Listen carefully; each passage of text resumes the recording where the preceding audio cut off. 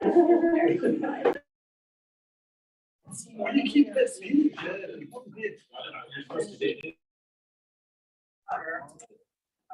were coming, he said, where are we going? So, as Mike moved. Yeah. And I said, well, you're. Jackson, how are you today? Or, no, You're great.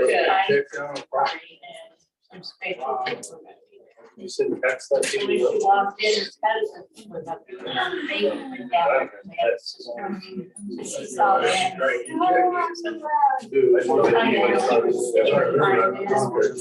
sudden, she looked back, she stopped and started bawling. Came and talked to the actual parent. We enjoy ourselves. Oh, wow. Like I said, me and Annie have been married for 7 years. Time was on vacation by ourselves. Overall You know, Right, boys. Yeah.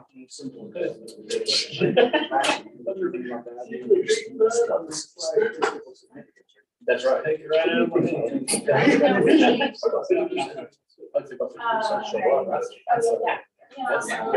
So is it Wednesday? Oh, maybe. No. Right. And it's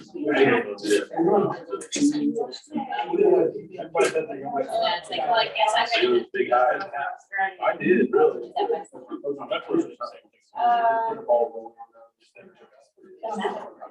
I'm really well. It's on the next few months.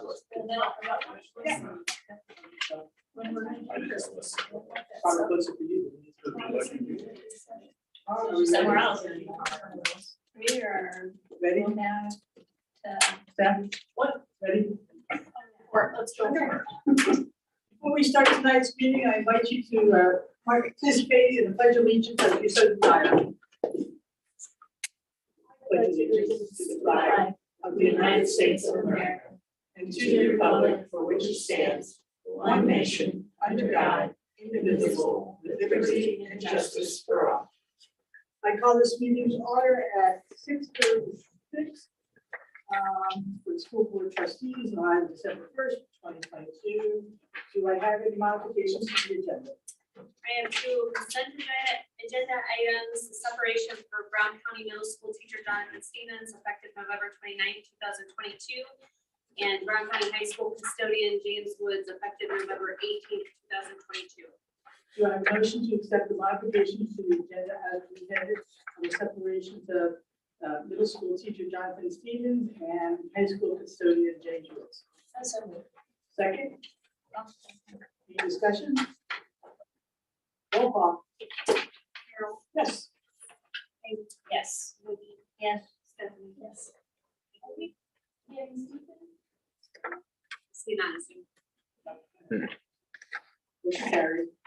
Next is recognition of visitors and comments from the audience. This is where you're invited to find day to comment on anything not already on the agenda at this time. All right.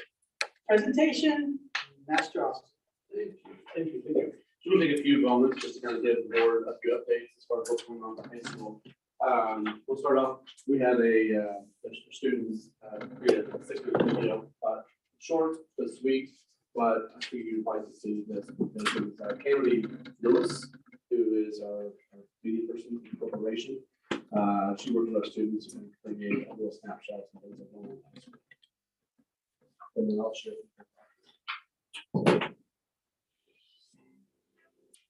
And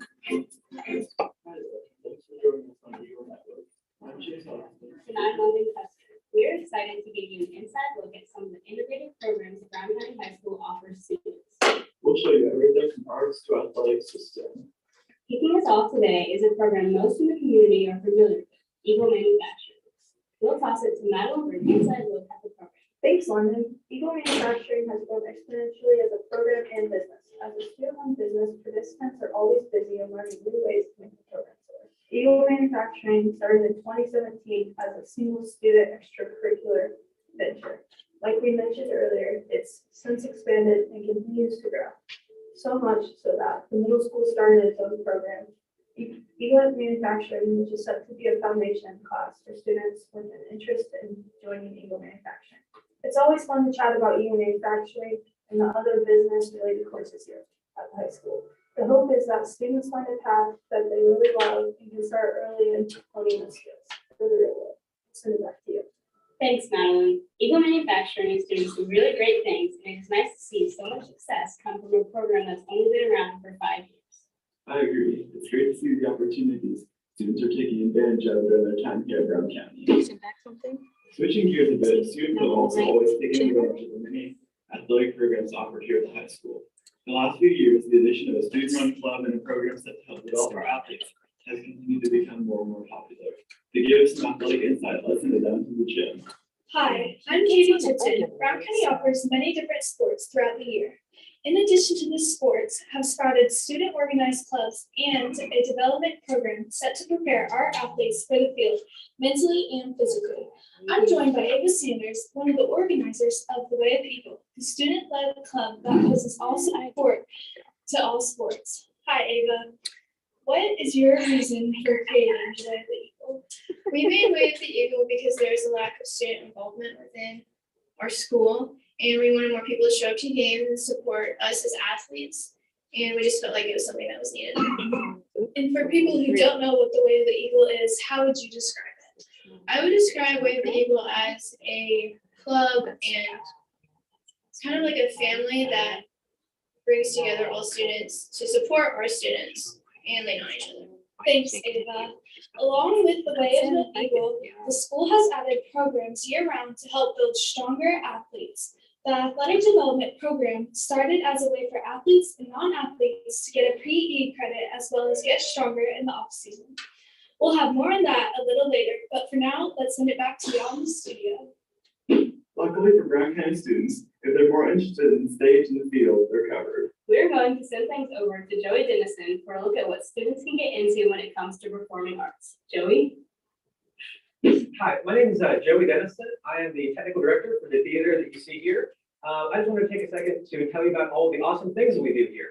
So first of all, we have many great opportunities for our students, both in learning and in leadership. We have lights, we have sound, we have building and construction. For the 3 productions that we put on a year, we have a musical in the spring, we have a play in the fall, and we've actually started doing a production for younger kids. Other performing arts that we have at Brown County include our band, which has 5 different levels of band, ranging from anything getting band to wind ensemble, jazz band, basically any type of music that you would want to play, we have here at Brown County. It's excellent for leadership as well because you have to take the initiative to learn your parts and be part of a whole.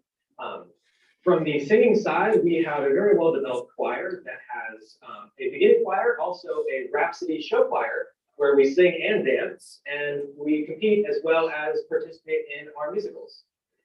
Thank you. Back to you, Chase.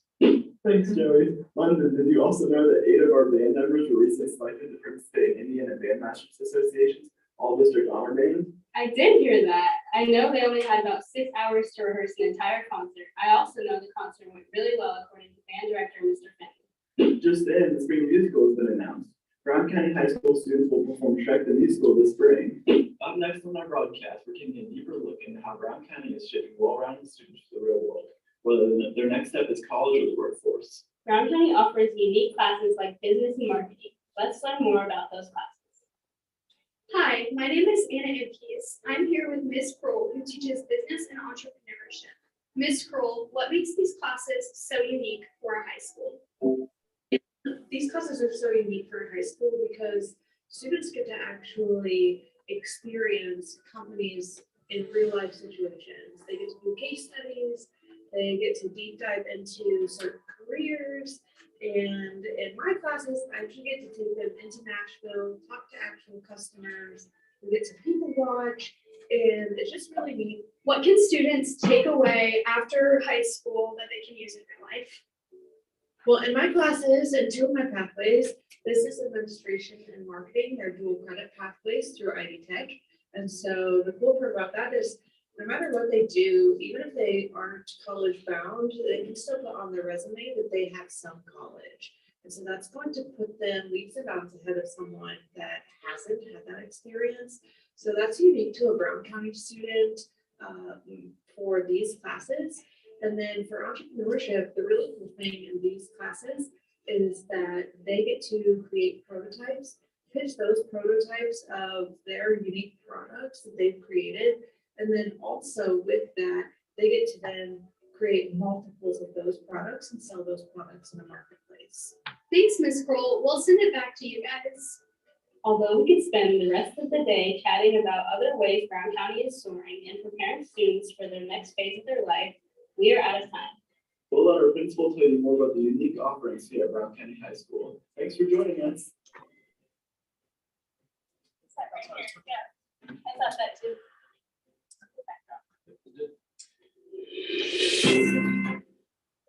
So last year I gave a presentation on our program of study. I want to give you an update. So remember, we have all these programs of study: construction, engineering, principal machining, digital design, business administration, marketing, sales, entrepreneurship, biomed, computer science, and early childhood. And so last year we were working on these programs of study as far as developing them and also creating these pathways for our students to be able to be a part of these courses.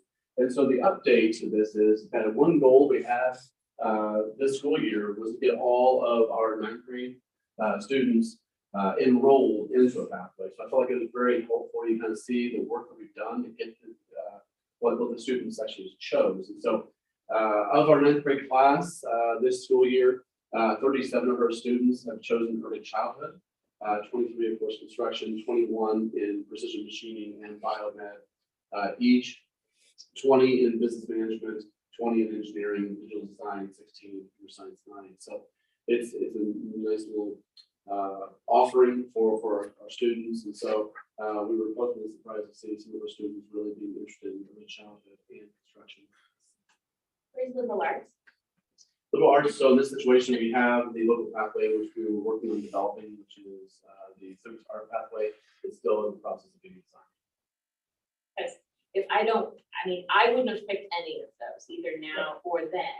Right. So there, and I don't want to forget that liberal arts is still really important. So Right. STEM is important, but there are a lot of other paths too. So I guess that was my question. And so liberal arts will be considered Within civic arts. So civic arts would include theater, band, choir, music, those types of opportunities. I guess I consider that performing arts. Where's history? Right. Well, I think that a lot of those things are embedded. They're embedded because again, it's this situation. You think about when I think about the history, I think about nonfiction, and the ability to be able to think critically.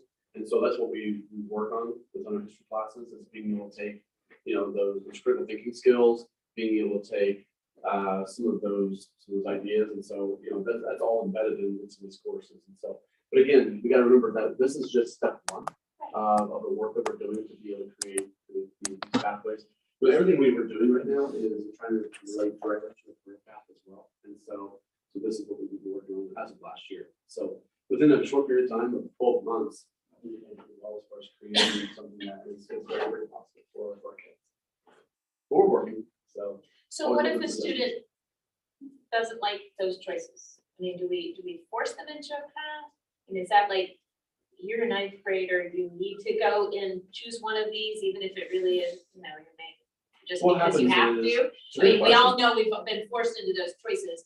Or is it like, we'd like you to choose a path, here are the choices we have, and maybe you can choose later? And this is not limited to the C4 opportunities as well. So let's say that the students, because we kind of use these courses as electives.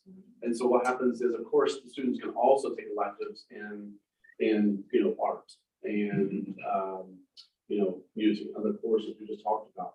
But along with this is we're asking every one of our students to at least choose one of these classes to go, or one of these pathways to go into, to take a principal's course and to get an experience. So if a student enters in, let's say, into engineering, and they say, you know what, this is my jam, I love this, I want to continue on with concentrator A and then concentrator B to fulfill the pathway, great.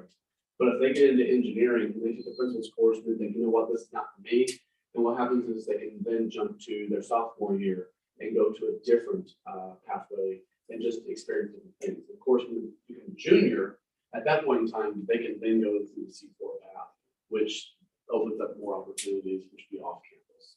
So this is kind of like an introduction to some opportunities we were able to host in-house. But then if it's something that they're not really interested, in-house, then they can go into the C4 path, their junior year. Right, where there's culinary arts, Correct. welding, criminal justice. Correct. Correct. So that's just a quick update as far as some work that we've done. One thing I want to share with the board also that we're working on right now to try to improve. So school safety is always one of the most important things we're working on at the schools. And so we have a goal. We have a goal at the school that we're really working on with our team. And we're hopefully by the end of the school year we'll meet this goal. But that's to reduce the number of referrals to the office for students using vaporizers or dab pens at the high school. So some data to kind of share with you that I was able to pull. Over the course of the last 4 trimesters, which would be, a year and a third, we've confiscated a total of 78 vapes or dab pens over the course of the last four trimesters. Now, of those 78 dab pens that or vapes that we were able to confiscate, those belong to 57 students, which makes about 90% of the student population. So we're in the business of prevention. And so one of the goals as far as prevention is that we feel like that the number one area where we confiscate these things, as far as, we know that bring them in school, when they're being used, is the restrooms, locker rooms, those types of things. So one of the goals is by this January, hopefully, it may be pushed back a little bit, because we're still doing research on the type of detector we want to go with. But the goal is to install 6 vape detectors in restrooms and locker rooms here at the high school. And the one thing that we've learned with high school kids is when we advertise that we're able to detect these types of things, do these detectors.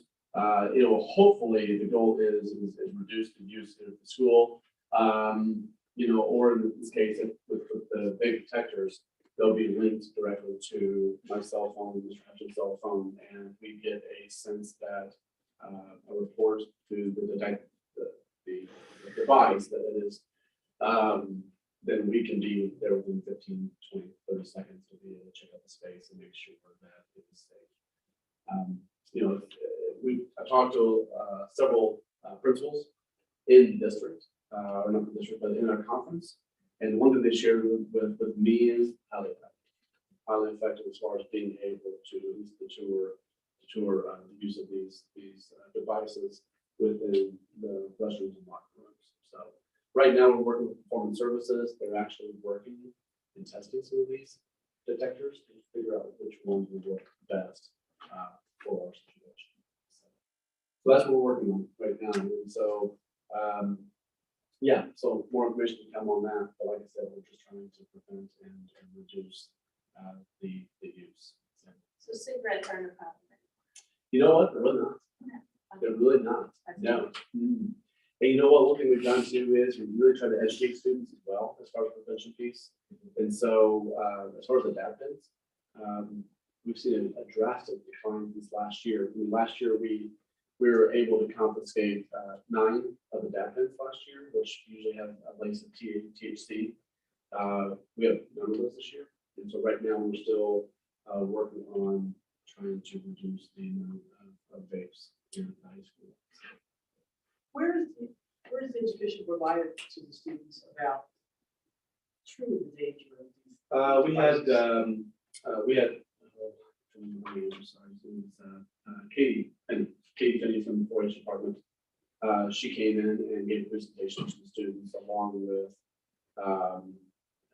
who would have been, I think, Liz was part of that last year as well, as far as being able to, we brought the students down to the auditorium and she just provided information as far as what happens to lungs when you use vaporizers.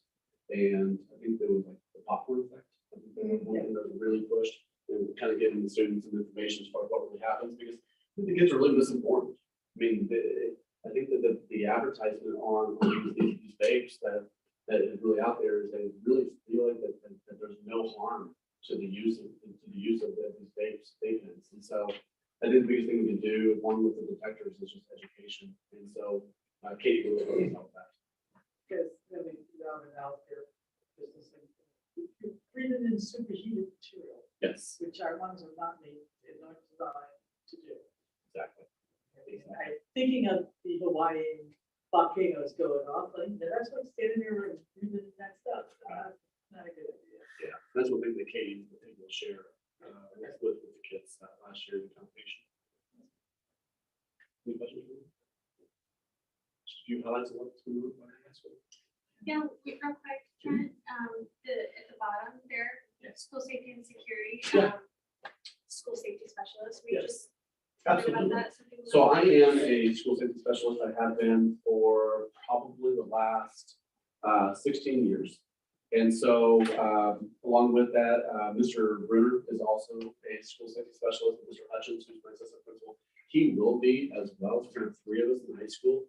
And what that means is we have to go through certification classes every year. And so, for example, this year, and most years, outside of the pandemic, we go up to Indianapolis, and it's usually a 2-day training every year. And you actually go through the basic training first, which is actually 3 days of training. Once you go through basic, then you do advanced training, which is 2 days every school year. And so they take us through all kinds of different training on, prevention. It can be related all the way from drug use to physical disasters, to man-made disasters, all those different types of scenarios. They teach us on how to properly implement tabletops, so we can train our teachers, train our students, and those types of things. And so that's an example of what we do through the School Safety Specialist Program, which is sponsored by the Indiana Department of Education. So actually, I would say this, that this comes directly from our keynote speakers, is that Indiana is leading the nation in education as far as school safety and creating specialists within the United States. So Yeah, it's an excellent program. it's one of our district 3 to 5 year objectives, goals, under that priority of school safety and security. So just ensuring that we've got multiple people across the entire district that are advanced safety specialists. So, and then, Mr. Steele is our district safety. So question, how do we align all of that with the church department? I mean, how's that fit? Well, that's a great thing about the School Safety Specialist Program is that when you go to the training, you'll see probably somewhere around 60 to 70% of the population as far as being school personnel, but about 30 to 40% of the population are actually law enforcement. And so I really believe, having an opportunity for sheriff department, also any type of local law enforcement to be able to get this training as well along with us is really critical. So do you bring that information then back here, and then are we changing our policies, changing Correct. our education with the teachers, and what does that look like? Every year we're required to update the school, each one of our school plans, in addition to the district plan. And what we do is we bring that information back to be able to update those plans and also to be able to change the way we train our teachers. And so one thing that we do a lot now at the high school for sure, we do a lot more tabletops than we used to do, having those kind of discussions with teachers as far as scenarios of what would you do if. And so, of course, we're also an house school, like Mr. Steele. So we've done that kind of work with our teachers as far as what to do in the event of, a human. Right. Are we doing Alice trainings with the kids still? And like yearly or twice a year, how often? It's through our drills. And so we have a certain number of drills we have to conduct. Usually have to do a man-made disaster once every semester. And then earthquake once a semester. And then of course we have to do the tornado and the fire drills, on a more frequent basis. But we really, the big emphasis, of course, always is with school safety, school shootings, those kind of things, man-made disasters. Is that the name of it? I guess I think it's code blue is the term that I grew up with. Yeah, there's definitely a lot of change. I will say that, just the district being able to put some procedures in place and protocols in place, even just starting with our district leadership team. And naming one person to be the person for the district. And it's gonna organize everything that goes under the umbrella of safety. So when we ask about what is our partnership like with our local police departments, we have a county safety commission that will come and meet with our school safety team. Our school safety team will meet, our district team meets. So we are, and that's why it's a priority, right? After coming back from the pandemic, we've got to go back to the way it was and be a lot tighter on it. So definitely across the entire district is absolutely a priority. So is our school resource officer also a safety specialist, or is that not necessary for his role? I'm not aware if he is, but I would say that he's going to do all trainings that are required for this. I have a question. I have a question if you can hear me. Yes. Does our SRO carry a gun in the school?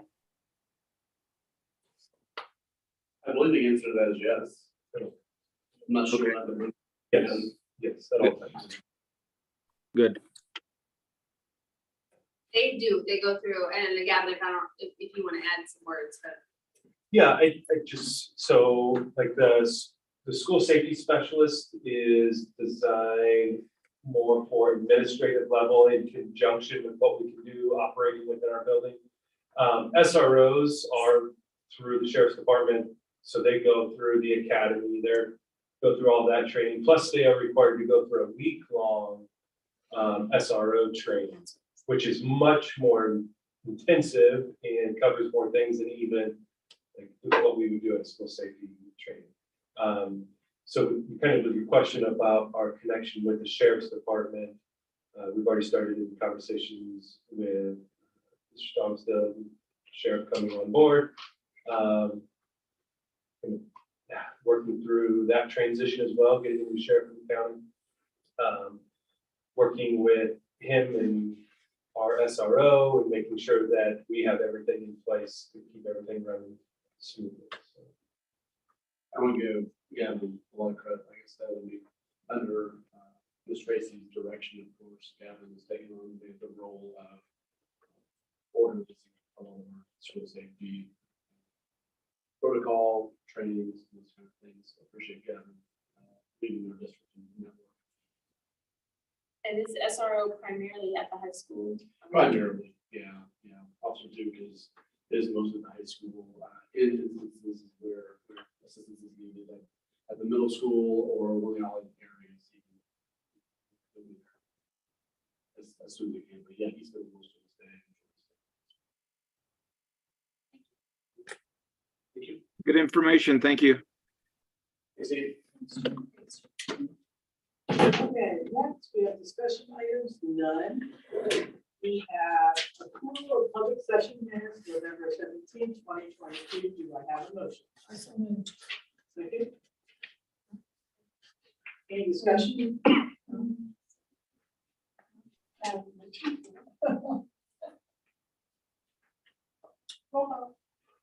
Carol. Yes. Amy. Yes. Vicky. Yes. Stephanie. Steve? Yes. Okay, motion carried. Next is action related. I have the recommendation to approve the donation from Brown County Community Foundation of $700 for the We the People program at Brown County Middle School. Do I have a motion to accept the recommendation for donation from the Community Foundation of $700 for the We the People program at the middle school? And I saw you. Second. Any discussion? Thank you. Like that program to continue. I hope they only need $700, because the year I did it, we raised $49,000. That was when you went to That was when we went to DC. Yes. There is, there's a good amount of funds they're still in Right. that account Left over, specifically yeah. for We the People, so. Yeah, I'm excited. I'm excited they're doing things. And with that, roll call. Carol? Yes. Yes. Stephanie, yes. And Steve. Yes. And the recommendation to approve the donation from an anonymous donor of $200 for the Weed People program at Brown County Middle School. And do we have a motion to approve that donation from the anonymous donor, $200 for the Weed People program? And I don't think we have any more discussion on that other than gratitude. And with that, roll call. Carol. Yes. Amy. Yes. Vicky. Yes. Stephanie. Yes. Steve. Yes. Motion carries. Thank you. I have the recommendation to approve the second round of transportation bus contract bids. Do you have a motion to accept the recommendation to approve the second round of transportation plus contract bids? Second. Second. Any discussion? Do we have it all filled up now? That will All conclude the it. contracts are taken care of now. Yes, that will conclude it. Fantastic. Thank you, Joyce. Thank you, sir, for all your work. And with that, Carol. yes. Amy. Yes. Vicky. Yes. Stephanie. Yes. And Steve. Yes. Motion carries. Thank you.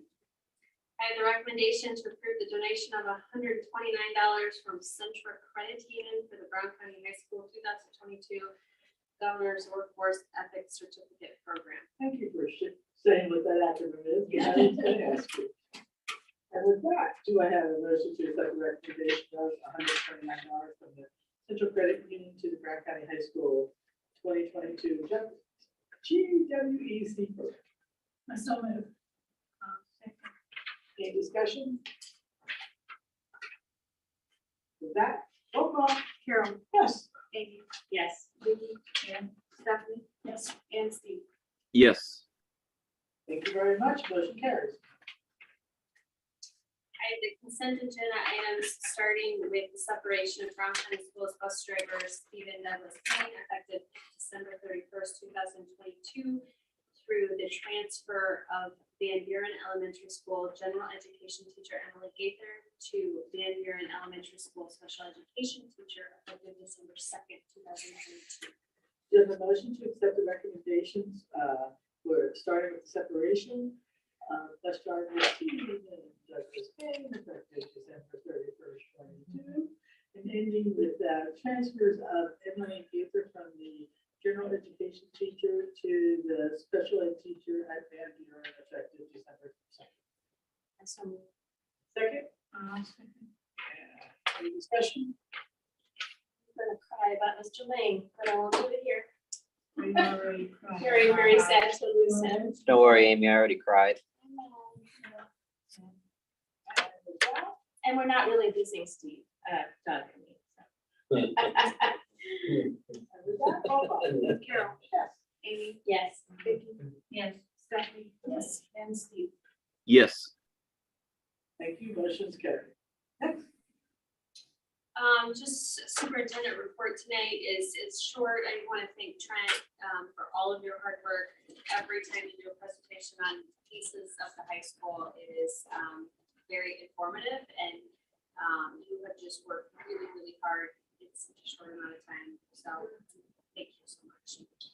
I just want to highlight this week, our ambassador program was Wednesday.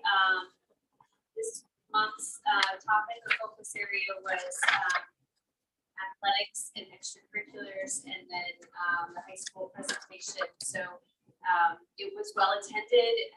Again, it is one of my favorite days of every month that we get to lead these meetings. So I am just really, really proud of the program and our team that gets to shine and show everybody what we're doing. So very excited. It was a great meeting. Our next one will be January, and our focus area will be wellness and safety. And we will talk all things school safety and security. We will talk SRO. We will talk wellness, whether it be physical, social, emotional, all of that. So excited for that meeting in January to come. That's all I have. All right. And with that, do I have a motion to adjourn? Second? Second. Any discussion? All those in favor say aye. Aye. Thank you.